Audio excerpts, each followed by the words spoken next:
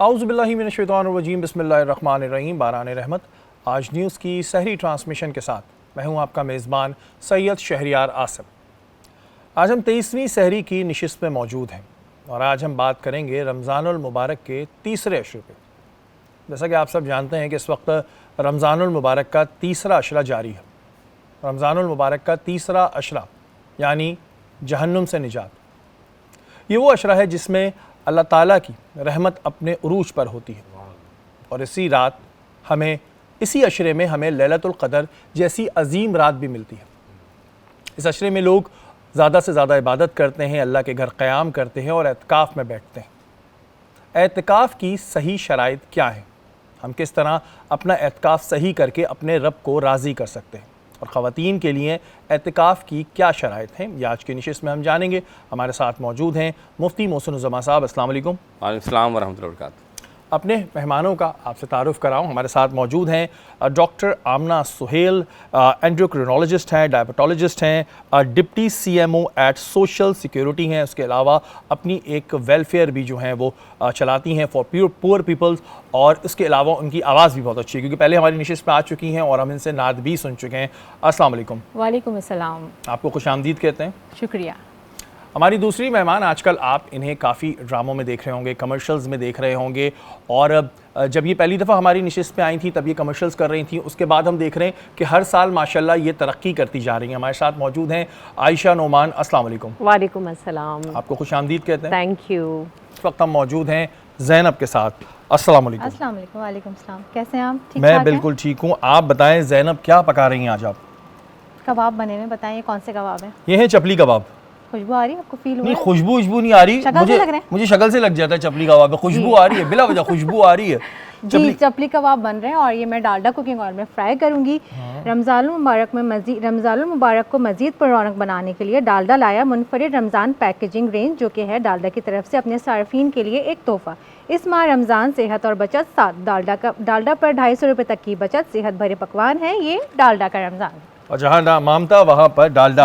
अच्छा, ये वैसे वो नहीं लग रही जो बर्गर में छोटी सी पैटी होती है? ये लेकिन मैंने थोड़े मीडियम साइज के बनाए, बड़े नहीं बनाए, ज़्यादा बड़े नहीं बनाए, कुछ चेंज करके बनाए। अच्छा, ये चपली कबाब बनते कैसे हैं, ज़रा सा हमारे नाज़रीन को भी बताएं किस तरह बनता है? चपली कबाब मैं बाय द वे चिकन से बना रही हूँ। अदरक लहसुन डाला और थोड़ा सा ज़ीरा और धनिया, उसको कूट के थोड़ा सा रोस्ट किया, वो इसके अंदर ऐड किया। अनार दाना इसमें डलता है, कुटी मिर्चें, नमक, थोड़े से जो टोमेटोज़ होते हैं ना वो चॉप करके इसके अंदर ऐड होते हैं, बाकी पिसी मिर्चें, नमक, हल्दी, सारे जो स्पाइसेस होते हैं, गरम मसाला पाउडर डाल के बन जाता है। बना देते हैं। अच्छा, इसमें इतना कूटना क्यों पड़ता है? क्योंकि आपने कहा कुटी मिर्चें, कुटा फलाना, जी, कुटा धनिया, वो फिर वो मोटा मोटा मुंह में आता है तो वो अच्छा नहीं लगता ना। अच्छा, कुट के बनते हैं। कूट के डालते हैं, ज़ीरा और धनिया, उसको रोस्ट करते हैं, फिर इसके अंदर इसको ऐड करते हैं। चलें जी, अभी हमारे मेहमान खा के बताएंगे कि कुटे हुए चपली कबाब कैसे बनते हैं। लेकिन बड़े ज़बरदस्त खाने हम ज़ैनब से खा रहे हैं पिछले काफ़ी दिनों से, और अपने मेहमानों की जानिब आते हैं। डॉक्टर आमना, सबसे पहले तो मैं ये जानना चाहूँगा कि जो आपकी वेलफेयर है, इसे क्या वजह थी कि आपने एक वेलफेयर शुरू करी जिसमें आप गरीब जो लोग हैं उनका इलाज करती हैं? क्योंकि माशाल्लाह आप और भी बहुत सारे काम कर रही होती हैं, तो ये वेलफेयर का ख्याल कैसे आया? शहरी देखें, हमारा जो शोबा है उसमें मैंने देखा कि डॉक्टर्स की फ़ीस बहुत ज़्यादा होती थी और पेशेंट अफोर्डेबल नहीं होते थे। तो मैंने एक घर के करीब जब मैंने सर्वे किया तो एक ऐसे एरिया को मैंने देखा जहाँ पे काफ़ी डिजीज़ ऐसी थी जो डायग्नोज ही नहीं होती थी, जैसे for example CA, breast cancer, pancreas और ऐसी चीज़ें होती थी। अक्सर लोग पान खा रहे होते थे और जब मेरे पास आ रहे होते थे तो उनके पास मुँह में कैंसर्स होते थे, लेकिन वो डायग्नोज नहीं हो रहे होते थे। तो मेरे जहन में यही आया, मैंने अपने घर में भी डिस्कस किया, तो क्यों ना यहाँ पे एक क्लिनिक खोला जाए, एक वेलफेयर क्लिनिक खोला जाए जिसमें नॉमिनल फ़ीस दी जाए और वहाँ पेशेंट आके डायग्नोज हों और ऐसे पेशेंट शहरी वहाँ पर आए। आप यकीन करें, अल्लाह ने बरकत दी, वहाँ पर ऐसे पेशेंट्स को हमने डायग्नोज किया और रेफ़र किया आगे और उनकी डायग्नोसिस बनी। और वेलफेयर की वजह से वहाँ पे बहुत थोड़ी सी फ़ीस है जिसकी वजह से अल्लाह ताला ने हमें वहाँ पे बरकत दी और पेशेंट डायग्नोज होकर आगे गए। अच्छा, ये एक बड़ी क्योंकि ज़ाहिर प्रॉब्लम है हमारे यहाँ कि जो डॉक्टर्स की फ़ीस है, ज़ाहिर है वो भी इतना पढ़ते हैं तो ज़ाहिर है उनकी भी फ़ीस ज़्यादा होती है, तो लोगों के लिए एक बड़ा प्रॉब्लम होता है। लेकिन ये एक अच्छी बात है कि डॉक्टर आमना ने इस तरह सोचा, और माशाल्लाह वहाँ पर मैं एक दफ़ा मेरा जाना हुआ था तो काफ़ी ज़्यादा रश होता है वहाँ पर और लोग बड़ा खुश होकर जाते हैं क्योंकि ज़ाहिर है एक अच्छे डॉक्टर को आप दिखा रहे हैं, तो ये एक बड़ी सही चीज़ रहती है। अच्छा, ख़ास तौर पे अगर हम रमज़ान मुबारक की बात करें या वैसे आम दिनों की भी बात करें, सेहतमंद रहने का कोई नुस्खा है आपके पास? क्योंकि अलग अलग मल्टीपल बीमारियां कोई ना कोई किसी को हो रही होती हैं। अगर कोई बिल्कुल सही है तो उसका मैदा तो ख़राब है जी, कुछ नहीं है तो सर में दर्द हो रहा है, कुछ ना कुछ होता रहता है। तो लाइफ स्टाइल में हम ऐसा क्या करें कि एक हमारी लाइफ स्टाइल हेल्दी भी रहे और फिर हम फिट भी रहें? सबसे पहली बात तो मैं ये कहूँगी कि एक चीज़ हमें जहन में रखनी चाहिए कि Ramzan is all about the fast, not all about the feast. Ramzan को अगर हम रोज़े की उसमें लें, दावतों की तरीके से ना लें। अगर हम देखें कि 13 से 14 घंटे का हमारा तकरीबन फ़ास्ट होता है, इसमें हम रोज़ा रखते हैं, और साइंस क्या कहती है कि अगर हम 13 से 14 घंटे इंटरमिटेंट फास्टिंग करेंगे तो हम ओबेसिटी से बच सकते हैं, हमारा वेट लॉस हो सकता है, हमें हाइपरटेंशन नहीं होगा, कोलेस्ट्रोल नहीं होगा, कार्डियोवैस्कुलर डिजीज़ नहीं होगी। और मुफ्ती साहब अगर एग्री करें तो 1400 साल पहले इस्लाम हमें ये बातें कह के चला गया। बिल्कुल। तो इन चीज़ों को आकर सहरी और इफ्तार में ये नुस्खा है, सहरी और इफ्तार में आकर इन चीज़ों को हमें ख़त्म नहीं करना है। हमें अपनी सहरी में सिंप्लिसिटी लानी है, इफ्तार में सिंप्लिसिटी लानी है, ताकि ये जो महीना बरकतों वाला हमें मिला है, जो जिस्म की ज़कात हम निकाल रहे हैं, उसको इफ्तार में आकर हमें ख़त्म नहीं करना है। हाँ, इफ्तार में आके हमें समोसे पकोड़े इतने सारे नहीं खाने चाहिए मेरे ख्याल से, या खा लेने चाहिए। बैलेंस लेके चलना चाहिए। एकदम हम मना नहीं करते हैं, लेकिन फॉर एग्जांपल अगर आपका शुगर कंट्रोल है, अगर आपका हाइपरटेंशन कंट्रोल है तो यू कैन। अगर आपका कंट्रोल नहीं है तो आपको अकॉर्डिंग टू लेवल्स चलना चाहिए। बिल्कुल जी, अपने आप को चेकअप में भी रखना चाहिए और तमाम चीज़ें देखने के बाद जो है कोई भी इस तरह की डाइट लेनी चाहिए, क्योंकि एकदम बहुत सारा जब आप खा लेते हैं तो उससे भी मैदा जो है फिर वो बड़ा प्रॉब्लम करता है। आयशा, आपकी जानेब आते हैं। माशाल्लाह जब आप फर्स्ट टाइम आई थी तब आप कमर्शियल्स कर रही थी, अब मैं देख रहा हूँ कि माशाल्लाह बहुत सारे ड्रामे भी कर रही हैं। पहले तो ये बताएं, आपने इतनी लेट एंट्री क्यों की? क्या वजह थी कि लेट एंट्री की? घर वाले परमिशन नहीं दे रहे थे या आप सोच रही थी पहले बच्चे बड़े हो जाएँ? चक्कर क्या है? मैंने लेट एंट्री इसलिए की शहरी, क्योंकि मुझे ऐसा लगता था कि मुझे जो मेरा बच्चों का प्राइम टाइम था, जिसमें एक माँ को बच्चों को फुल टाइम देना चाहिए, मैंने वो अपना पूरा टाइम अपने बच्चों को दिया। और कभी आया नहीं इस तरह से जहन में ना कि मुझे मतलब निकल के कुछ काम करना है, क्योंकि मुझे ऐसा लगता था कि मतलब मैं जो हूँ ना, मैं बनी हूँ घर के लिए। ठीक है। और बच्चों को टाइम दिया, अच्छी उनकी अल्लाह के करम से अच्छी तालीम तरबियत दी। तो उसके बाद ये भी अभी सब कुछ जो हुआ, जो मैं आई हूँ, ये भी इसमें मैंने कोई एफर्ट नहीं की। तो पहला ब्रेक कैसे मिला? मतलब ज़ाहिर है किसी ने देखा होगा, बोला होगा एक ब्यूटी फेस है, आपको आना चाहिए। पहला ब्रेक कैसे मिला? मेरी नेबर्स हैं, उन्होंने मुझे एक दिन कॉल करके कहा कि एक शूट है, उसमें फैमिली दिखानी है ना, तो उसके लिए आप हैं विलिंग हैं अगर आने के लिए। मैंने कहा मैं अपने हस्बैंड से पूछूंगी, परमिशन लूँगी, क्योंकि एज सच कोई था नहीं फैमिली की तरफ से ना कोई ऐसा।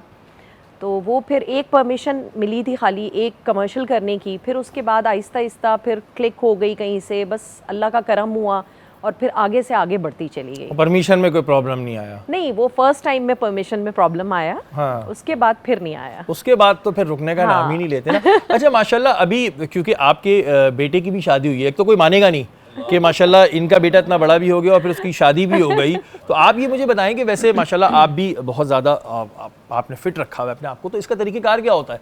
या आप की वो वाली वो है कि जितना भी खा लो वेट नहीं बढ़ता? नहीं, हमारा तो पानी भी लग जाता है। नहीं, ऐसा कुछ भी नहीं है। मुझे ऐसा लगता है कि जो अल्लाह ताला ने एक निज़ाम बनाया हुआ है ना, रात जल्दी सोने वाला, सुबह जल्दी उठने वाला, फिर दोपहर में वो एक कैलूला वो लेना, और अपना लाइफस्टाइल इस तरह का रखा मैंने कि उसमें एक एतदाल के अंदर है कि हर चीज़ खाइए। गुड।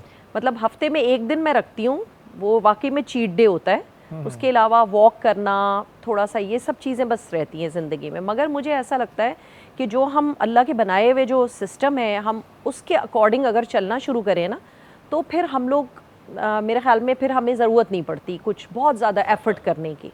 तो आप यानी कि जल्दी सो जाती होंगी? मैं जल्दी सोती हूँ। लेकिन अगर देखिए रिकॉर्डिंग आती है, क्योंकि जो भी लोग शोबिस से या मीडिया से ताल्लुक रखते हैं, इनका कोई लाइफ स्टाइल बेचारों का बन ही नहीं पाता। हाँ, तो वो फिर कैसे मैनेज होता है? या आपने रूल बना लिए कि नहीं भी इतने बजे से इतने बजे मैं काम नहीं करूँगी? नहीं, ऐसा मैं अभी इस स्टेज पे नहीं पहुंची कि मैं रूल्स बनाऊं कि नहीं भाई मेरा ये टाइम है।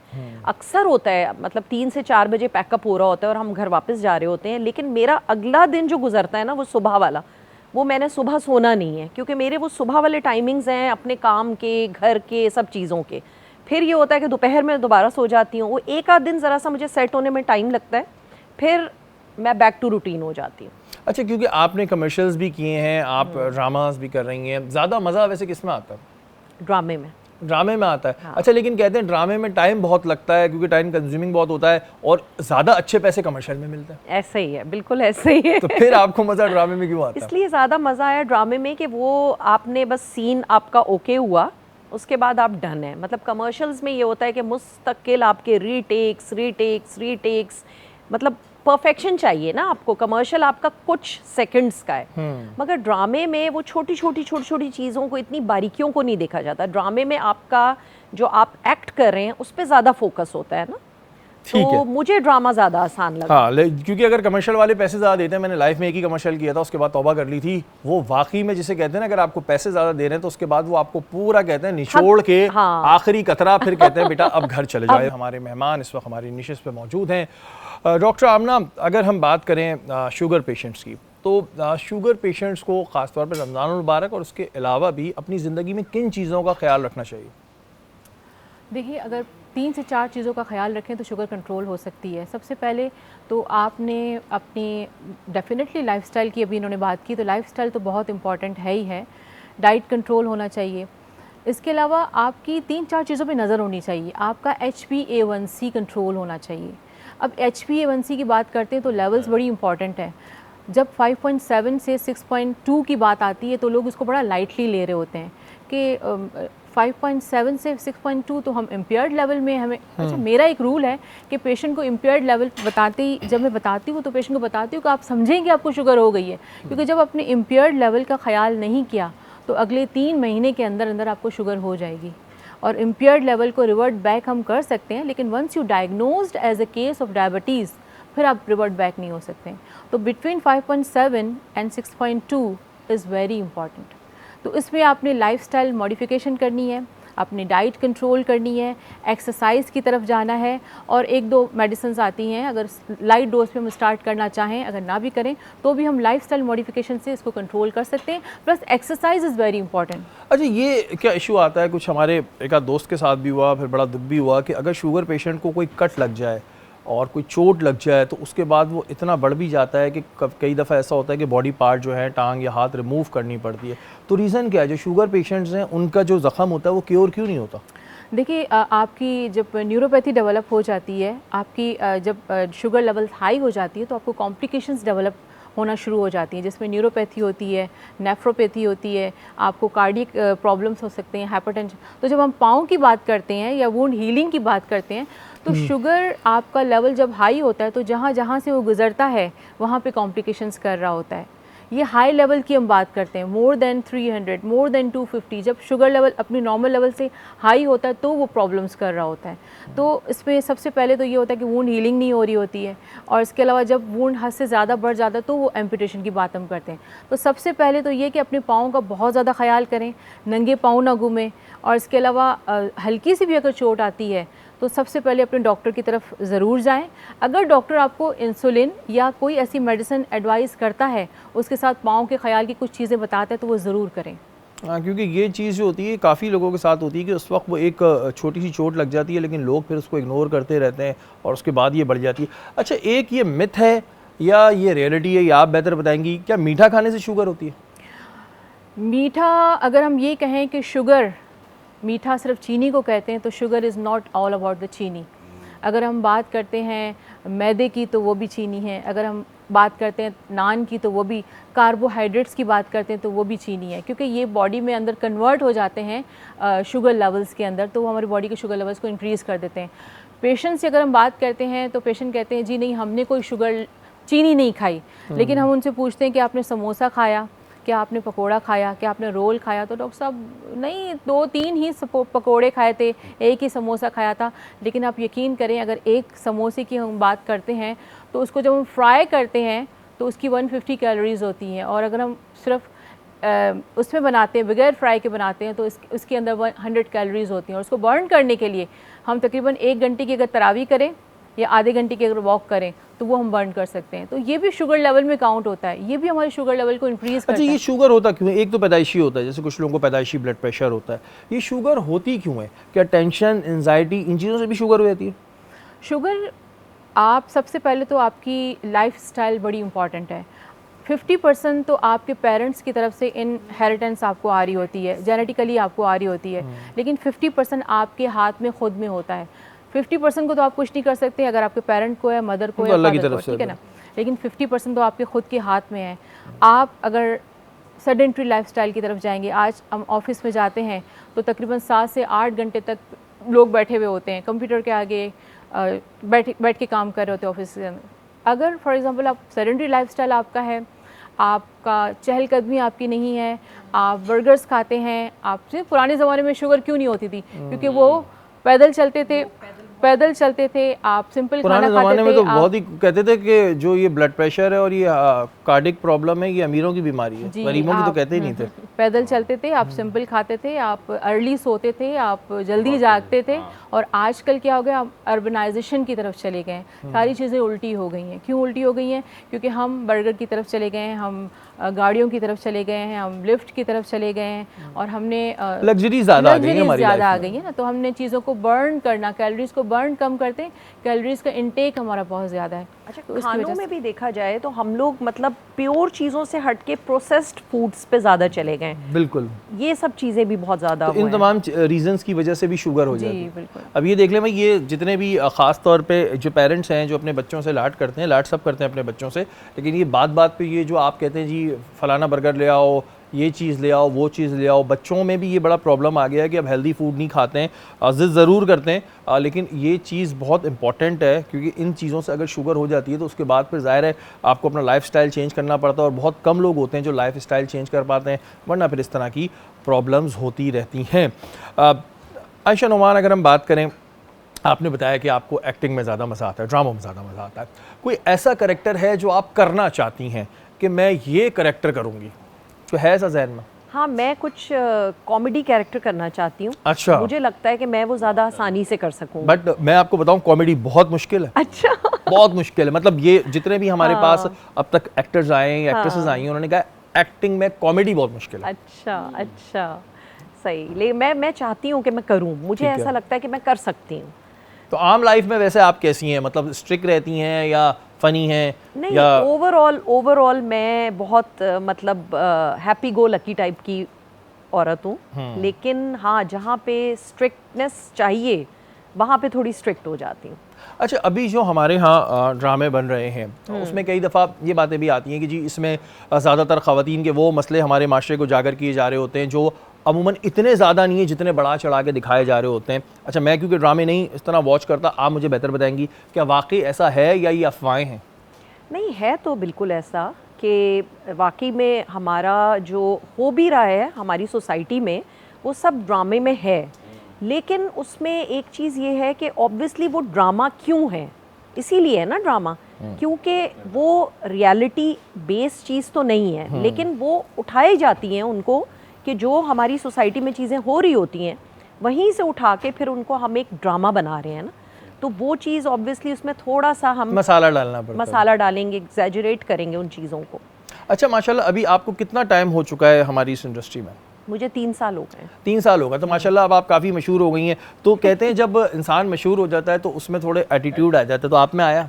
ऐसे कोई रिश्तेदार कह रहे हो भाई अब तो बड़े लोग हैं, अब तो मिलते भी नहीं हैं? नहीं, ऐसा होता है कभी? मेरी तो कोशिश होती है कि मैं किसी को भी, किसी का मैसेज भी हो ना, तो मैं उसके ऊपर उसको रिस्पॉन्स ज़रूर दूँ, क्योंकि दिल में वो चीज़ आती है कि पता नहीं ये बंदा ये ना सोचे कहीं कि अब मैं टीवी पे आ रही हूँ तो मैं चेंज हो गई हूँ। लोगों से बहुत सुनने को भी मिलता है कि भाई अब तो भाई आप बहुत बड़ी स्टार हो गई हैं। ये कहते हैं ना, लोग कहते हैं। तो मैं तो सच में, मैं तो बहुत हमेशा दिल में एक तो शुक्र अदा करती हूँ कि मैं इस काबिल नहीं थी, मुझे पता ही नहीं था कि मैं ये टैलेंट छुपा हुआ है, एक्टिंग भी कर सकती हूँ या मैं टीवी पे भी आ सकती हूँ। लेकिन मैं हमेशा बहुत अल्लाह का शुक्र अदा करती हूँ और कोशिश करती हूँ कि मैं सबको बहुत अच्छा रिस्पांस दूँ और सबके साथ बहुत डाउन टू अर्थ होके मिलूँ। अच्छा, जब अभी ज़ाहिर बेटे के रिश्ते के लिए गए होंगे तब भी वो हो रहा होगा, तस्वीरें खिंचवा रहे होंगे भाई ये तो एक्टर है। अच्छा, ये चीज़ होती है वैसे? मैं ज़ाहिर है जब आप एक टीवी पे आ रहे हैं तो ज़ाहिर है लोग जब होता है तो जब आप गई होंगी ज़ाहिर बेटे का रिश्ता लेके शादी में, तो लोग आके इस तरह भी कर रहे होंगे? नहीं, मेरे जो बेटे के वो हैं इन लॉज हैं, वो भी बहुत अप्रिशिएट करते हैं और बल्कि कहते हैं कि हम आपका ड्रामा देख रहे थे और आप कल आ रही थी ड्रामे में, तो सबको पसंद आता है। सबसे बड़ा जो वो परमिशन वाली बात थी, तो मुझे ऐसा लगता है मुझे अपने मियाँ से ज़्यादा अपने अब्बा से डर था कि वो मुझे परमिशन नहीं देंगे। उन्होंने दे दी, उन्होंने कहा जाओ बेटा कर लो। उन्होंने बस बड़ी मुश्किल से दी थी। मुश्किल से दी होगी, लेकिन अब देखते होंगे सारे ड्रामे नहीं, बैठ के। अब बड़े खुश होते हैं, अब बहुत खुश। गलतियां तो नहीं निकालते हमारे यहाँ जैसे अक्सर लोग, ऐसा होता है कि वो उस प्रोफेशन से होते नहीं है, लेकिन उनको होता है कि हम भी करते थे अपने दौर में, तो कभी ऐसा होता है कि वो गलतियां निकाल लो, थोड़ा सा ऐसा कर लो तो ज़्यादा बेहतर था। बिल्कुल भी नहीं, बिल्कुल भी नहीं। बहुत सब लोग बहुत तारीफ़ करते हैं, बहुत अप्रिशिएट करते हैं। वैसे एक्चुअली हुआ भी ये कि मैं जब फर्स्ट टाइम गई हूँ ड्रामे के सेट पे, तो मैंने कोई ऑडिशन वगैरह ऐसा सच नहीं दिया था। जब मैं गई और मेरे साथ जो थी वो अर्जुमन रहीम थी। अब वो एक ज़ाहिर है एक सीनियर एक्ट्रेस हैं, बिल्कुल। और मैं थोड़ा सा शुरू में थोड़ा सा मेरा कॉन्फिडेंस लेवल थोड़ा शैटर भी हुआ। मगर जब मैंने फर्स्ट सीन में हमारा डन हुआ तो मैंने डायरेक्टर से पूछा कि कैसा था शॉट। तो डायरेक्टर से पहले अर्जुमन ने कहा कि अगर आप सही नहीं करती तो मैं आपको टोक देती। तो मतलब मेरे लिए ये बहुत बड़ी बात थी कि मैंने उनके साथ काम किया और मैंने बहुत सीखा उनके साथ, बहुत सीखा। ये एक बड़ी अच्छी चीज़ होती है हमारे यहाँ, जो क्योंकि हम अक्सर बात करते हैं कि जो हमारे सीनियर एक्टर्स हैं या जो पहले से काम कर रहे हैं, वो जो भी नए कमर्स आते हैं उन्हें अगर अप्रिशिएट करेंगे तो उनके बारे में हमेशा अच्छे अल्फाज जो है अदा किए जाएंगे, जैसे अभी आयशा भी कर रही हैं अर्जुमन के बारे में, तो ये एक बहुत अच्छी बात है। अच्छा मोहसिन भाई, मैं आपकी जानिब आऊँगा। अभी आज हमने जैसे इंट्रोडक्शन में बताया कि रमज़ान मुबारक का तीसरा अशरा, जहन्नुम से निजात का, थोड़ा सा इसके बारे में बयान करें, फिर हम एतकाफ़ की जानिब आएंगे। बिस्मिल्लाहिर्रहमानिर्रहीम, अल्लाहुम्मा सल्ली अला सय्यिदिना मौलाना मुहम्मद व आलिहि वसल्लम। शरी भाई, अल्हम्दुलिल्लाह, जैसे कि हम पहले अरसे से बात करते हुए आ रहे हैं कि रमज़ान मुबारक को अल्लाह ने 3 कैटेगरीज़ के अंदर जो डिवाइड किया है, 10-10 दिनों को अशरों में डिवाइड किया है, रहमत, मग़फ़िरत, और अब जो है ना हमारे पास जो अशरा है वो दोज़ख से निजात का अशरा या जहन्नुम से निजात का अशरा है। इससे मुराद ये कि आपने देखा होगा कि जब कोई कारोबार चल रहा हो, मिसाल के तौर पर, और शाम होने वाली होती है, तो हम कहते हैं कि दाम को सस्ता कर दिया जाता है कि ज़्यादा से ज़्यादा लोग ख़रीद लें और फ़ायदा उठा लें, यानी सेल से फ़ायदा उठा लें, या by one get one free कर दिया जाता है ताकि हर कोई इससे मौजूद रहे, चाहे अमीर हो गरीब हो। अल्लाह ताला बड़ा करीम है। अल्लाह ताला, जब ये आखिरी लम्हात है, अब अल्लाह ताला ने रहमत के दरवाज़े नहीं खोले, बल्कि अल्लाह ताला ने आसमान को जो है ना वो पूरा खोल दिया है और उस पर बारिश बरसाना शुरू कर दी है। अब जो आए दोज़ख से निजात पा कर जाए, यानी अब जो रातें हैं, अब जो दिन हैं, वो हर रात अल्लाह ताला की रहमतों से भरी रात है, जैसे ताक रातें आ गई हैं, हर दिन अल्लाह की रहमत से भरा हुआ दिन है। तो अब भी अगर कोई मुसलमान बख्त हो जाता है और वो रोज़े और उसकी अहमियत को नहीं जानता, तो वो हलाकत की तरफ जाता है। इसलिए फरमाया गया कि अब ये आखिरी दिन है, इन 10 दिनों के अंदर जब भी मौका मिले, रात में या दिन में, तुम अल्लाह ताला से कोशिश करो कि अल्लाह को राज़ी कर लो, और इस हफ्ते यानी इस 10 अशरों के अंदर, ये 10 दिनों के अंदर दोज़ख से निजात को हासिल कर लो। अच्छा मोहसिन भाई, वो कौन सा अमल है या वो कौन से लोग हैं कि जिन्हें इस अशरे में भी जो है वो माफ़ी नहीं मिलेगी जब तक वो अपना उस जो फेल वो कर रहे हैं वो सही नहीं कर लेते? ऐसे कौन से लोग होते हैं? रवायत में काफ़ी सारे यानी कि अशख़ास हैं, लेकिन चंद अशख़ास मैं आपके सामने रखता हूँ। सबसे पहले वालिदैन का नाफरमान। हदीस में आता है कि अगर उसे शब क़द्र की रात मैसर भी आ जाए, तब भी उसे माफ़ी नहीं मिल सकती जब तक कि वो अपने माँ बाप से माफ़ी ना मांग ले और उनसे जो है दरगुजर ना करवा ले कि वो वालदा दुआ कर दें या वालिद साहब दुआ कर दें, तो तब तक उसकी इबादत अल्लाह के यहाँ कबूल नहीं, जब तक माँ बाप माफ़ ना फरमा दे। दूसरा शख्स जो आया है वो आया सूदखोर, जो सूद का काम करते हैं या सूद का कारोबार करते हैं। सूद एक खुली जंग है अल्लाह से, और अल्लाह ताला इस सूद जैसी लानत को पसंद नहीं फरमाता, तो हुक्म फरमाया कि वो ना करें। तीसरा जो है वो क़ता ताल्लुक़ करने वाला, जो मैंने आपके बयान में बताया, और इसी तरीके से वो शख्स जिसे कहते हैं जो आपस में जिसे लड़ाई झगड़े करवाने वाला जो शख्स होता है, कि उकसाने वाला, कीना रखने वाला, उसकी भी ये जितने अशख़ास हैं, जब तक ये इस मामलात को अपने ठीक नहीं करेंगे, तौबा नहीं कर लें, तब तक बिल्कुल नहीं होगा। और ये देखेंगे, ये इसमें ज़ाहिर सूद वाली चीज़ तो हर कोई क्योंकि नहीं करता, लेकिन बाकी जो मामलात हैं ना, वो मैं देखता हूँ कि ज़्यादातर लोगों में पाए जाते हैं। ये सवाल करने का मकसद भी ये था कि आप शायद इसे इतना बड़ा गुनाह नहीं समझ रहा हूँ, उकसाने वाली बात है जी, बहुत ही कॉमन हो गया है, इसको उसके ख़िलाफ़ भड़का दो, चाहे मर्द हो या औरत, में किसी एक जेंडर की बात नहीं कर रहा। उसके अलावा अगर हम बात करें माँ बाप के नाफरमान, तो बच्चे आजकल नाफरमानी करके सोचते हैं हमने नाफरमानी की नहीं है, ये तो हमारा राइट है। तो ये तमाम चीज़ें हैं, इन चीज़ों को आप अगर बेहतर करेंगे तो ही आपको इस अशरे का फ़ायदा होगा, वरना फिर ज़ाहिर है मेरा रब जो है उसने साफ साफ फरमा दिया है कि ऐसे लोगों को इस अशरे में भी फ़ायदा नहीं होगा। और ज़ैनब ने चिकन चपली कबाब बना लिए हैं जी, तैयार हो चुके हैं जी, रेडी हो गए हैं बिल्कुल। बहुत ही मज़ेदार लग रहे हैं। मज़ेदार भी लग रहे हैं। उसके अलावा यहाँ पर कनौर भी मौजूद है, और कनौर के बारे में मैं आपको बता दूँ कि इस साल कनौर पेश करता है रिफ़्रेश करो इफ्तार। कनौर के मुकम्मल प्रोडक्ट रेंज के साथ चटपटा noodle, ketchup, chilli, garlic sauce, chutney and chicken cubes. ज़बरदस्त जी, आप बिल्कुल कनौर के प्रोडक्ट इस्तेमाल करें। ड्रिंक क्या बना रही हैं आज आप? ड्रिंक मैं बना रही हूँ जेलो शरबत। जेलो शरबत। जेलो शरबत अपनी तरफ से देखिए ना, ये नाम आता जेली है। रेड जेली है, रेड करची जामे शीरी का शरबत है, उससे हम जेलो शरबत बनाएंगे। जेलो शरबत कैसे बनता है? क्योंकि जेली ऐड होगी तो वो जेलो शरबत हो जाएगा। अच्छा, और उसमें हम पाइनएप्पल ऐड कर दें तो क्या हो जाएगा? पाइनएप्पल शरबत हो जाएगा। हाँ, मतलब कुछ भी ऐड कर दें ऐसे तो ही वो हो होता है। जाएगा। और जी, ये और जो देखिए मैंने बिल्कुल पीछे करके रखा है ताकि हाँ, कोई स्टेन न लगे। और बिल्कुल। वैसे स्टेन भी नहीं लग सकता क्योंकि खाना बनाते हुए जिद्दी दागों से क्या डरना, सर्फ एक्सेल है ना। बिल्कुल जी, इसी वजह से मैं इनके साथ खड़ा होता हूँ, वरना मैं हूँ ही ना मैंने इनके इसको साथ पीछे खड़ा। भी कर दिया। शुक्र है इन्होंने आज पीछे कर दिया। 2 दफ़ा मेरे जो है स्टेन आ चुके हैं। अच्छा आयशा, आप ये बताएं कि आज आप किचन में काफ़ी सालों बाद आई हैं, आती रहती हैं? नहीं नहीं, मैं रोज़ किचन में होती हूँ। अच्छा, बिल्कुल। अब ये तो नहीं होता कि आप ये सोचती हो कि भाई मैं तो अब एक स्टार हूँ, मैं क्यों खाना पकाऊं? मैं बिल्कुल ऐसा नहीं सोचती हूँ। तो क्या बना लेती हैं आप अच्छा खाना? सब कुछ खाना अच्छा बनाती हूँ। नहीं, कोई एक चीज़ होगी ना जिस पे आप ज़्यादा स्पेशल होंगी। कोई एक चीज़ पाए। पाए तो मुश्किल है, सबसे मुश्किल चीज़ है पाए बनाना। पाए बनाना आते हैं आपको? क्या बोले? नहीं आप बोले आप बिल्कुल बोले। नहीं, पाए, हलीम, निहारी इजीएस्ट हलीम भी बहुत अच्छा इजीएस्ट थिंग है। कोई ऐसी कोई इसमें साइंस नहीं एक दिन यहाँ पाए बने, बना। बिल्कुल, एक दिन यहाँ हलीम मैं बना। आपको 30 मिनट में बना के दिखाऊंगी। भाई इनसे पाए बनवाओ। बिल्कुल, अब इनसे बनवाओ। कुकर भी अरेंज कर दीजिएगा, हैं? बड़ा वाला लीटर अब वाला। ये मसले नहीं लाए तो मैं आप, कुकर ये भी ले कर आऊंगी, ले, मैं वो भी बना कर। के खिलाती अच्छा, हूँ। आपने वैसे कुकिंग कितने साल की उम्र में सीख ली थी? मेरी शादी क्योंकि 1920 में हुई थी, मतलब 19-20 साल हाँ, की उम्र वरना में। लोग समझेंगे 1920 1920 में हुई थी। नहीं, हाँ। नहीं। तो मैंने उस वक्त मुझे कुकिंग आती थी। आती थी आप, यानी कि शुरू से अम्मी ने कहा हुआ था सीख के अम्मी रहो। ने बिल्कुल किचन में लगाया हुआ था। अम्मी ने कहा था घर के काम भी सारे होने चाहिए। हाँ, ये वैसे अच्छी बात है, सिखा के रखना चाहिए। डॉक्टर आमना से भी पूछते हैं, डॉक्टर आमना आप करती हैं कुकिंग या नहीं? बिल्कुल बिल्कुल, आपको मैं बताती हूँ कि हर दफ़ा मैं बताती हूँ, करती हूँ, मैं बिल्कुल करती हर हूँ। दफा बताती हैं लेकिन कभी आप दिखाती नहीं है, हाँ, खिलाती तो नहीं है। आप कभी खाए ना, जरूर तो खिलाएंगे आपको वैसे आपको। कुकिंग किसने सिखाई, कौन था आपका मेरी teacher? Mother in law. Mother in law. Mother in law, बिल्कुल। उन्होंने सख्ती कर करके सिखाई या प्यार से नहीं सिखाई? नहीं नहीं, प्यार से सिखाई, क्योंकि मेरे घर में सब खाते थे। और my mother in law from like Bombay, India. अरे तो उनके खाने बड़े टेस्टी होते थे। उनकी ज़रिए तो लेवल तक पहुंचना तो मुश्किल था, लेकिन उनके हाथ का टेस्ट डेफिनेटली आ गया था, तो सीखा, बहुत मज़ा आया। और आप क्या चीज़ जो है जिसमें एक्सपर्ट है, आपको सब कहते हो कि आमना ये बना के खिलाओ? Fish fry. फिश फ्राई जी, फिश yeah. फ्राई तो चलो आसान है आमना, ये तो हम भी कर लेंगे। इट्स नॉट फिश फ्राई की डिफरेंट किस्में होती हैं। उसके साथ येलो राइस बनते हैं, टिपिकल एक सालन बनता है, वो कभी खाइएगा, ज़रूर खिलाएंगे आप। चले आज लिख लेते हैं कि जब अगले साल, क्योंकि आमना से अगले साल ही मुलाकात होगी ना यहाँ पे, तो अगले साल अगर आमना फिश फ्राई नहीं लेकर आई तो फिर हम इनसे पूछेंगे कि आपने तो कहा था मैं लेकर आऊँगी। यहाँ मुफ्ती मोहसिन साहब हमारे साथ मौजूद हैं। मोहसिन भाई, जैसे मैंने इंट्रोडक्शन में कहा था कि एतकाफ़ में ज़ाहिर लोग बैठते हैं इस अशरे में, एतकाफ़ का असल मकसद और मफ़हूम क्या है? माशाअल्लाह। क़ाल अल्लाह ताला फ़िल क़ुरान मजीद व अंतुम आक़िफ़ून फ़िल मसाजिद आमनतु बिल्लाहि सदक़ल्लाहुल अज़ीम। एतकाफ़ जिसके माने ठहर जाना, रुक जाना, यानी अल्लाह की खातिर अपने आप को 10 दिनों के लिए, अगर रमज़ान में है, वो अल्लाह की खातिर इबादत और रियादत में लग जाने का नाम एतकाफ़ है। एतकाफ़ की 3 किस्में हैं।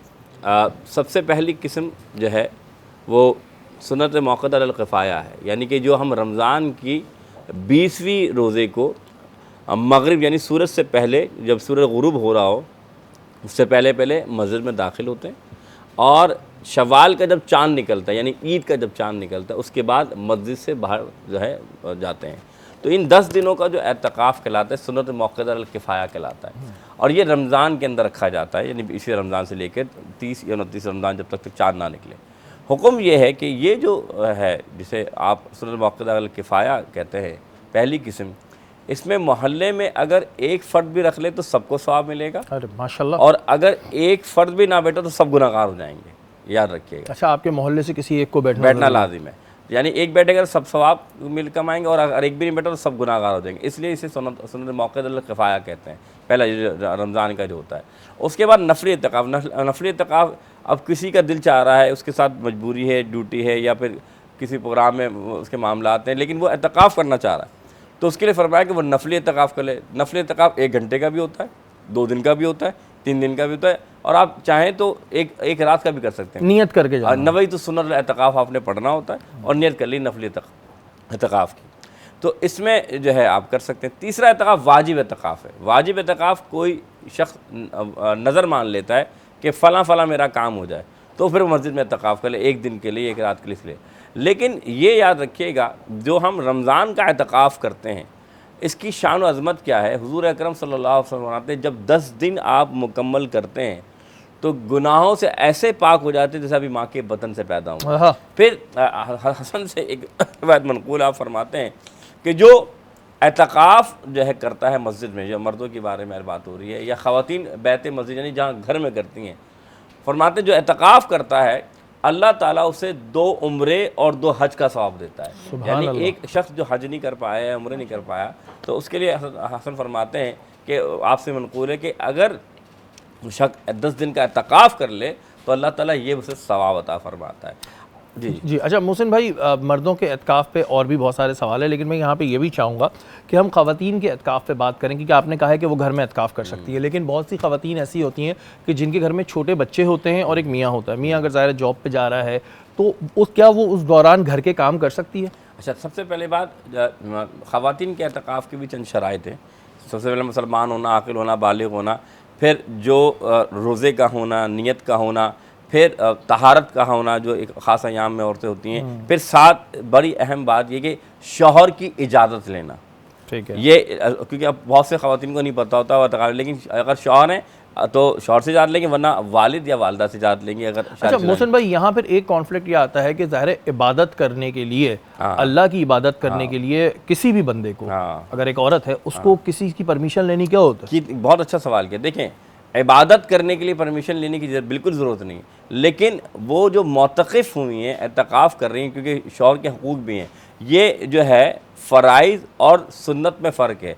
ये जो है ये सुन्नत मौक़दा अल किफ़ाया जैसे मैंने बताया, और शौहर के हकूक़ फ़राइज़ में आते हैं, वालिदैन के हकूक़ फ़राइज़ में आते हैं। तो कभी मना नहीं किया जाता इस काम से, लेकिन इजाज़त इस्लाम इसके हुक्म देता है कि आप इजाज़त ले लें। हाँ, लेकिन ये बात याद रखिएगा, वो वहीं पर जो है एतकाफ़ करेंगी जहाँ पर वो नमाज का एक मखसूस जगह, जैसे बैत मस्जिद कहते हैं, उसी जगह करेंगी, बिला उज़र ज़रूरत वो अपने उस जगह से नहीं जाएंगे। जिस तरह मर्द मस्जिद से बिला उज़र नहीं जा सकते, इस तरह ख़वातीन के लिए भी हुक्म ये। अब आपने जो सवाल किया काम घर के, हाँ, कि एक खातून है बेचारी, उनका मसला है और ये चीज़ें, हुक्म शरई ये है कि वो गुफ्तगू नहीं फरमाएंगी। फ़ुक़हा उलमा फरमाते हैं वो अपना जो अगर वाक़ईतन वो समझती हैं कि मैं फिर भी एतकाफ़ भी करना चाहती हूँ, तो वो खाना बनाएं, खाना बनाकर दोबारा आकर उस जगह पर आ जाएं जहाँ पर उनका एतकाफ़ है।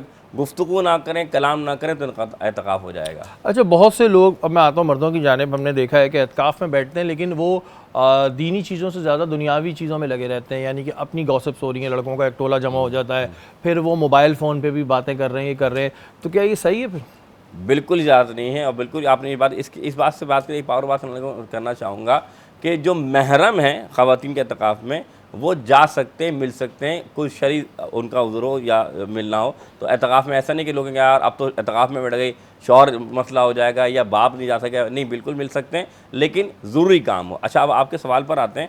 देखें, एतकाफ़ का मकसद ही यही है कि आप अल्लाह उसके रसूल के दीन पर अमल करते हुए यकसूई के साथ इबादत करें, जिसे हम खुशू और खुजू कहते हैं। यानी दिल से भी, ज़ाहिरी भी, आप अल्लाह की तरफ मुतवज्जा हो जाएं और अपने काम और कारोबार को जो है आप तर्क कर दें। लेकिन अगर आप इसी दौरान लग़वियात में पड़ जाएंगे, तो याद रखिएगा, जिस तरह ये हदीस भी है, जिस तरह रमज़ान में नेकियां करने का डबल सवाब है, इस तरह गुनाह भी कई गुना ज़्यादा। यानी अगर आपने एक गुनाह किया तो एक गुनाह का आपको वो बदला नहीं मिलेगा, कई गुना बढ़ जाएंगे। इसी तरीके से आप अल्लाह के घर में बैठकर जब लग़वियात में पड़ जाते हैं, मैंने तो यहाँ तक भी सुना है लोग वहीं पे बैठ के मोबाइल पे ड्रामे फिल्में भी देख रहे होते हैं, नाउज़ुबिल्लाह मिन ज़ालिक, और ये तो सरासर सरीहतन गुनाह है जिसका अज़ाब आपके ऊपर आएगा। तो अल्लाह के दीन को अपने मकसद के लिए इस्तेमाल ना करें, अपने ख्वाहिश के लिए इस्तेमाल ना करें, अल्लाह के दिन के लिए हाँ बिल्कुल जी, क्योंकि मैंने ये चीज़ें काफ़ी देखी हैं। जब हम छोटे थे तो ज़ाहिर हमारे दोस्त बैठते थे, हम जाते थे मस्जिद में, लेकिन उस वक्त मोबाइल फ़ोन इस तरह नहीं होते थे।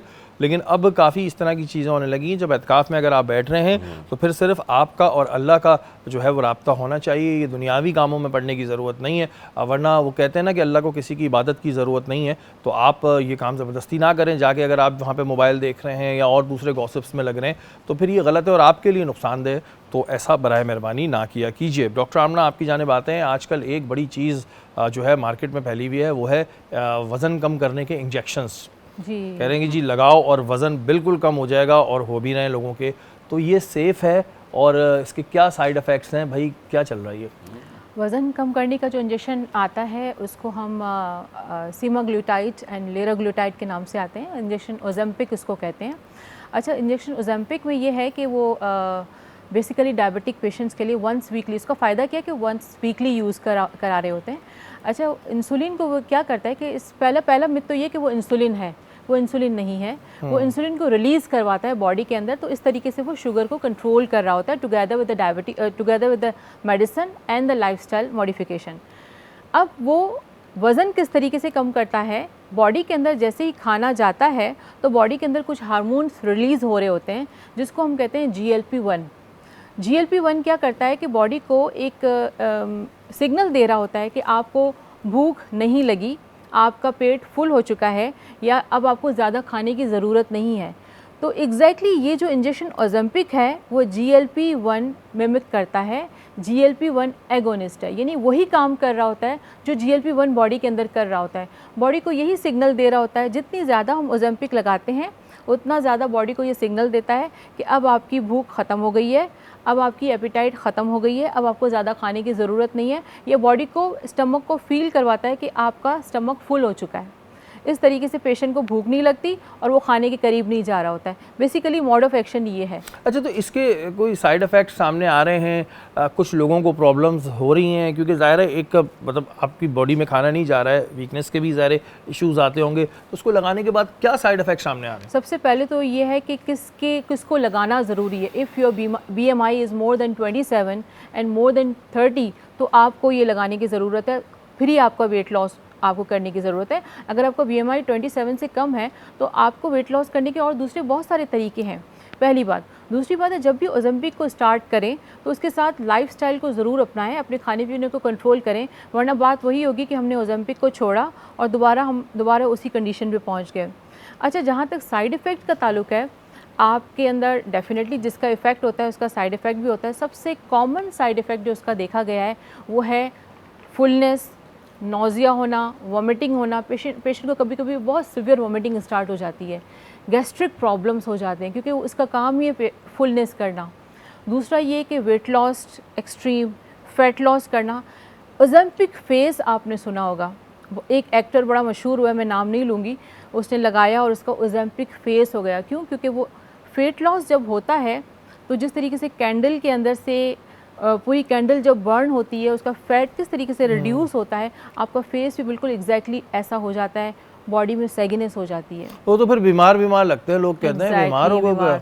बहुत से लोग तो इस शक में पड़ जाते हैं कि ड्रग्स करने लगा। सही बता रहा हूँ एग्जैक्टली। और कुछ किडनी इश्यूज भी देखे गए हैं। तो प्लीज़ जब भी यूज़ करें ऑफ द काउंटर ना यूज़ करें, अपने मॉलिज से, अपने डॉक्टर से चेक करवा कर और फिर ये नहीं कि कोई भी चीज़ आप लोग सुनते हैं और वो शुरू हो जाए। भाई डॉक्टर के पास जाएं, अपना पूरा चेकअप कराएं, आपके टेस्ट होंगे, उसके बाद डॉक्टर रेकमेंड करेगा कि आया आपको ज़रूरत है कि नहीं है।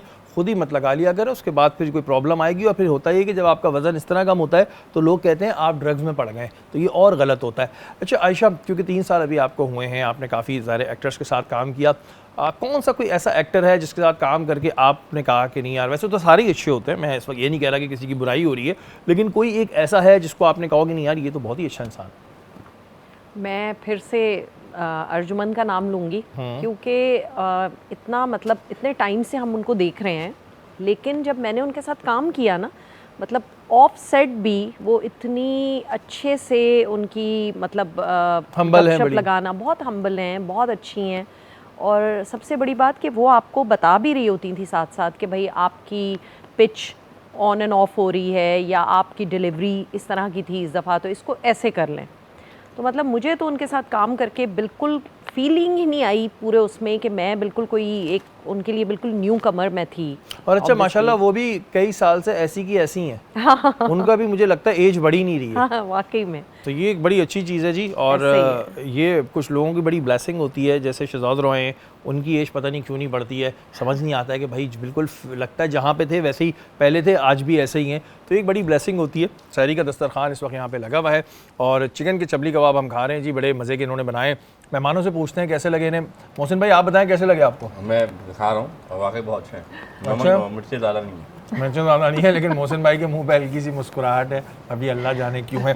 जी डॉक्टर आमना आप बताइए। मैं अभी डाल रही हूँ और खा के आपको बताऊंगी कि कैसे होंगे। तो पहले आपने खाया नहीं? नहीं मैं अभी डाल रही हूँ ना, देखें अभी आपके शक्लन सामने भी अच्छे हैं और हाँ। सीरत भी अच्छी है। अच्छा ये खाना शक्लन अच्छा होना ज़रूरी होना चाहिए? बहुत बिल्कुल ज़रूरी होना चाहिए। प्रेजेंटेशन बहुत मुझे अच्छी, प्रेजेंटेशन करने का बहुत लेकिन उसके बाद जो दूसरी चीज़ आती है वो मेरे ख्याल में टेस्ट आता है। टेस्ट आता है। तो आपको कैसा लगा टेस्ट? शक्लन अच्छा टेस्ट होना। अच्छा है। टेस्ट अच्छा है। आप बताएं जी। अब खा लिया, बहुत अच्छे बने। बहुत अच्छे बने, पास कर दिया आपने पास। इनको? चलें जी, आज भी आप पास हो गई गुड हैं। नंबर से पास हो गई हैं। आज हम 23वीं सहरी में, तो 23वीं सहरी में अब तक ये पास ही हो रही हैं। सिर्फ एक दफ़ा हमारी गेस्ट आई थी जिनको खाने में मिर्चें ज़्यादा लग क्योंकि रही वो थी, मिर्चें लेकिन खूब वो बाद में खाती पता थी, चला कि वो मिर्चें मिर्चें कम खाती नहीं थी, तो उन्हें बहुत ज़्यादा लग फीका ही रही खाती होंगी। थी। अदरवाइज़ बहुत अच्छा बनाती हैं।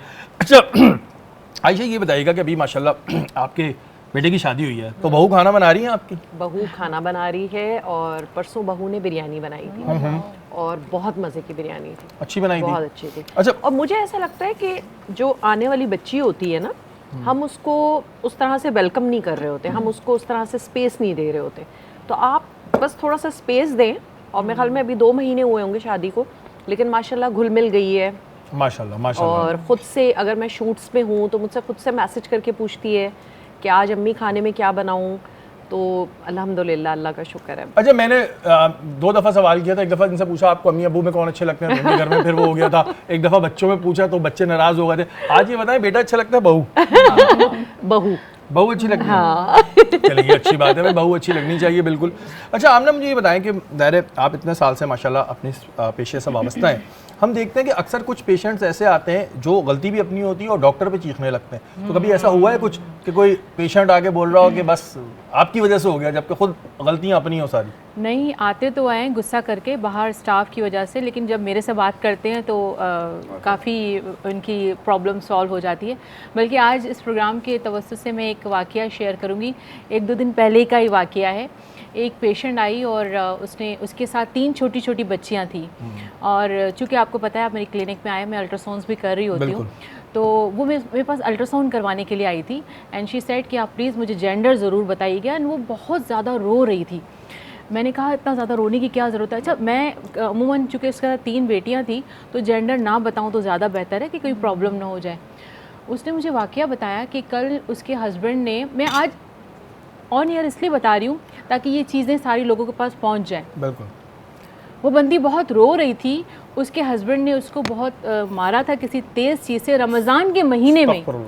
उस बंदे ने उसको मारा था और उसको कहा था कि जाओ और अल्ट्रासाउंड करवाओ, अगर इस दफ़ा बेटी होगी तो मैं तुम्हें तलाक दे दूँगा।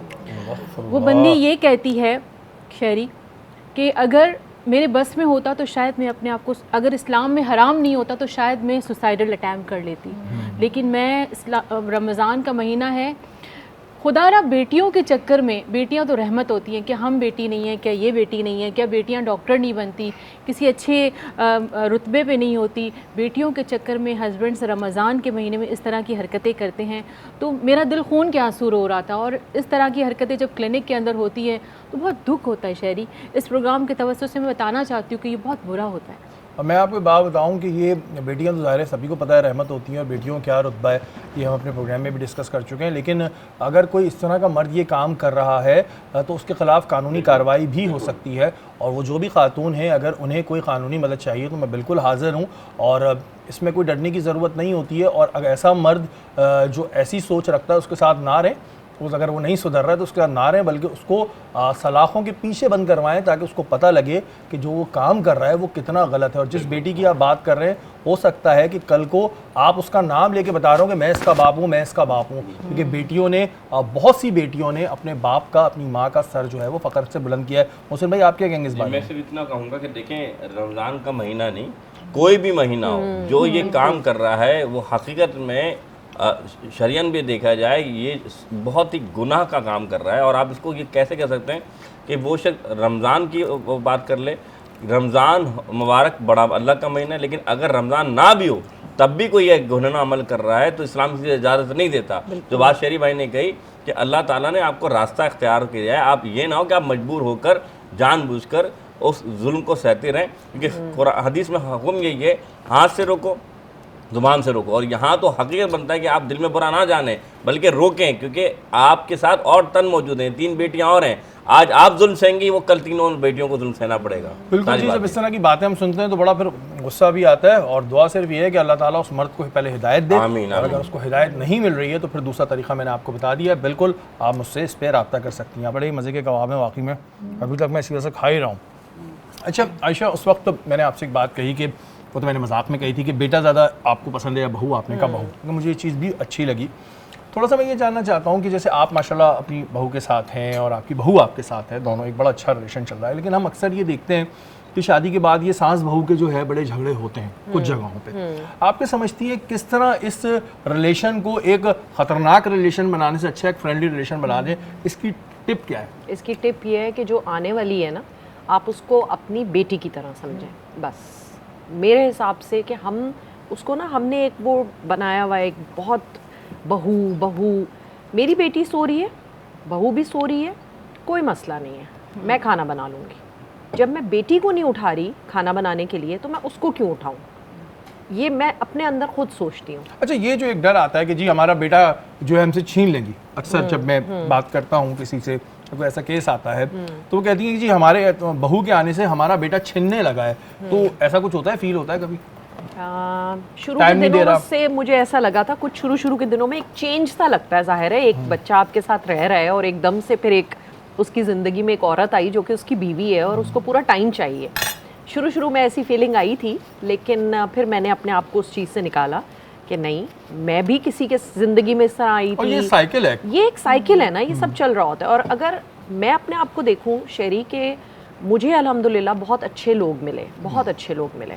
तो मैं कहती हूँ जब मेरे साथ इतना अच्छा हुआ है तो मैं, जो मेरे घर में आ रही है बच्ची, मैं उसके साथ आज को अच्छा करूँगी, कल को मेरी बेटी के साथ अच्छा होगा। बिल्कुल। ये सवाल मैंने इस पर किया कि ज़ाहिर है बहुत से लोग बड़ा इस चीज़ को लेते हैं, फील आपको होता है कि ज़ाहिर है आपका बेटा है और अचानक जो है उसकी ज़िंदगी में एक ज़ाहिर बीवी आती है, लेकिन वो आनी है। ये एक साइकिल है, अल्लाह ताला ने एक साइकिल बनाई है, तो उस साइकिल को हमें एब्जॉर्व करना चाहिए, ना कि हम माहौल जो है घर का ख़राब करने लगे। आपने ये बताएं क्या हर सर का दर्द ख़तरनाक होता है, और ये सर के दर्द के रीज़न क्या होता है? क्योंकि मुझे आजकल बहुत ज़्यादा हो रहा है, मैंने कहा सवाल भी पूछ लो। जी बिल्कुल, सर के दर्द आज मैं आपको 5 डिफरेंट किस्म के सर के दर्द बताती हूँ, और घर में बैठकर लोग जो है डायग्नोज कर सकते हैं कि वो सर का दर्द कब, कैसा, क्यों होता है, और अब हमें डॉक्टर से रजू। अच्छा, सबसे पहली बात तो हर सर का दर्द वो ट्यूमर नहीं होता है, हर सर के दर्द में शरीयान नहीं फटती है, तो ये चीज़ तो पहले प्लीज़ जहन में रखें। वो सर का दर्द जो फ्रंटल रीजन पे होता है, यहाँ से लेकर यहाँ तक होता है और फ्लक्चुएट होता है, तो मोस्ट प्रोबेबली वो जो है ना वो साइनसिस का दर्द होता है या नज़ले ज़ुकाम की तरफ। दूसरा जो सर का दर्द अगर फॉर एग्जांपल टेम्पोरल रीजन की तरफ होता है, मैं स्पेशली इशारे करके बता सही कर रही हैं, यही हो रहा है। जी, टेम्पोरल नहीं, ये दोनों टेम्पोरल रीजन की तरफ अगर होता है और ऐसा लगे कि कोई सर दबा रहा है, दोनों हाथों से सर को प्रेस कर रहा है, तो वो ज़्यादातर आपको टेंशन हेडेक्स हो रहे होते हैं, स्ट्रेस की वजह से हो रहा है, या इम्तिहान की वजह से अगर स्टूडेंट्स को हेडेक होता है तो वो टेम्पोरल रीजन की या टेम्पल्स की तरफ दोनों में दर्द होता है।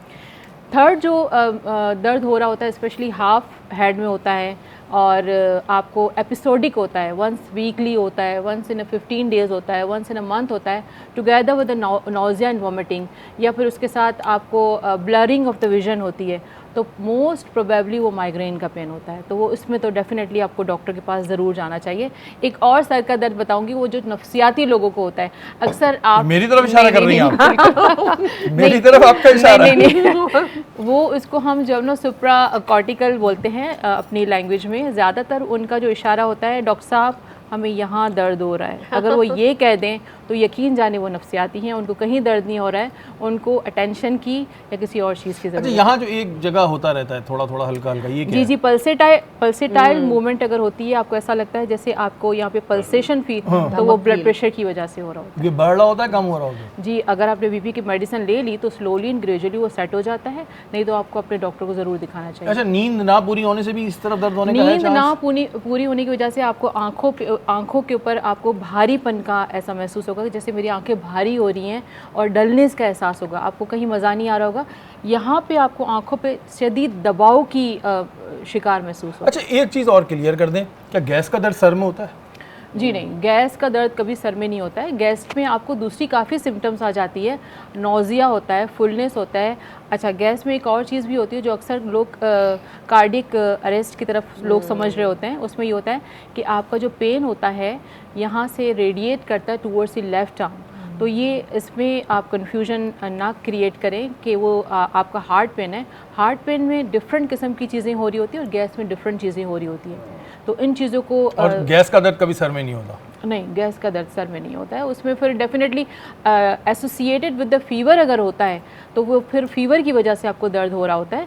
गैस कभी सर में नहीं जा सकती। ये मैंने इस बार कर लिया कि कभी दर्द हो रहा हो ना, तो हमारे यहाँ बहुत सारे ऐसे दोस्त हैं, बोलते हैं गैस का दर्द हो रहा है, गैस का दर्द हो रहा है। एक दफ़ा सर में दर्द हो रहा है, बोला गैस का दर्द है। मैंने कहा सर में भी होता है? कह रहे हाँ ना, सर में तो होता है, सबसे ज़्यादा होता है। तो भाई इसी वजह से मैंने पूछ लिया, गैस का दर्द कभी सर में नहीं होता। मोहसिन भाई, ज़ाहिर है बहुत सारे लोग एतकाफ़ में बैठते भी हैं और कुछ नफली भी बैठना चाह रहे होंगे, किस तरह एतकाफ़ में बैठ के अपने एतकाफ़ को बेहतर बना सकते हैं? बहुत अच्छा सवाल। देखिए, सबसे पहले जो मैंने एक कुछ शराइत रह गई थी, जिनमें से एक एतकाफ़ में रोज़ा रखना लाज़िम मलज़ूम है।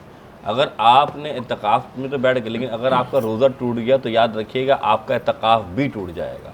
अब जो है कि हमें कैसे गुजारना चाहिए एतकाफ़ का, अपने का मकसद महवर क्या है, याद रखिएगा। ये अल्लाह के रसूल फरमाते हैं शब कदर को 5 रातों में तलाश करो। तो ये जो 10 दिन हम बैठते हैं, 21वीं, 23वीं, 25वीं, 27वीं और 29वीं, ये 5 रातें जब आती हैं तो एतकाफ़ में बैठने वाले को वो शब कदर की रात मिल जाती है। और शब कदर 1000 महीनों से भी ज़्यादा बेहतर अफजल रात है। तो इस वजह से एतकाफ़ में बैठने वाले को ये मुकाम मिल जाता है कि उसे एक न एक दिन यानी रात, यानी शब कदर की रात मिल जाती है। गुजारना कैसे चाहिए, याद रखिए अपने आमाल में सबसे बार कि अभी आपको कोई बार बार तंग करने वाला नहीं है, ना ऑफिस से ना घर की जानिब से, तो आप ज़्यादा से ज़्यादा अल्लाह उसके दिन पर अमल करें। किस तरीके से, याद रखिएगा एतकाफ़ करने वाले का सोना भी इबादत है, उसका पढ़ना भी इबादत है, एक आम आदमी का नहीं होता। तो वो क्या करे, कुरान करीम की ज़्यादा से ज़्यादा तिलावत करे, नमाज नवाफिल पढ़े, और क़ज़ाए उम्री जो है, जो नमाज उसकी क़ज़ा हो गई है, कोशिश कर इसका मुकम्मल कर। अच्छा मोहसिन भाई, क्योंकि टाइम खत्म हो रहा है, लेकिन एक बात का जवाब दें। आपने कहा अगर रोज़ा नहीं रखेगा तो उसका एतकाफ़ नहीं होगा, लेकिन किसी ने रोज़ा रखा, उसको वॉमिट हो गई, उसका रोज़ा टूट गया। वॉमिटिंग से रोज़ा नहीं टूटता। नहीं, कोई ऐसी चीज़ उसके साथ हो गई जिससे रोज़ा टूट गया, तो एतकाफ़ टूट जाएगा, फिर वो टूट जाएगा, चाहे कोई उसके साथ मेडिकल इशू भी हो। तो वो फिर एक एतकाफ़ नफली रख सकता है, वो जो सुन्नत मौक़ूदा एतकाफ़ को टूट जाएगा। और वॉमिट आने से एतकाफ़ रोज़ा नहीं टूटता। ठीक है जी, ये बड़ा एक अहम सवाल था, क्योंकि ज़ाहिर अक्सर लोगों के जहन में इस तरह की चीज़ें आती हैं, और पूछने का मकसद भी ये होता है ताकि बहुत सारी चीज़ें क्लियर हो सकें। आप दोनों मेहमानों का बहुत शुक्रिया, आप हमारी नशिस्त में आए और आपके लिए बहुत सारी दुआएं। अल्लाह ताला आप लोगों को बहुत सारी खुशियां दे, आप अपने फ्यूचर में इसी तरह अच्छा काम करते हैं। दोनों अपनी फील्ड में बहुत अच्छा काम कर रहे हैं। हमारी नशिस्त का वक्त ख़त्म हो गया, कल इंशाअल्लाह ताला दोबारा मुलाकात होगी। अपने मेज़बान सैयद शहरियार आसिम को इजाज़त दीजिए। पाकिस्तान जिंदाबाद।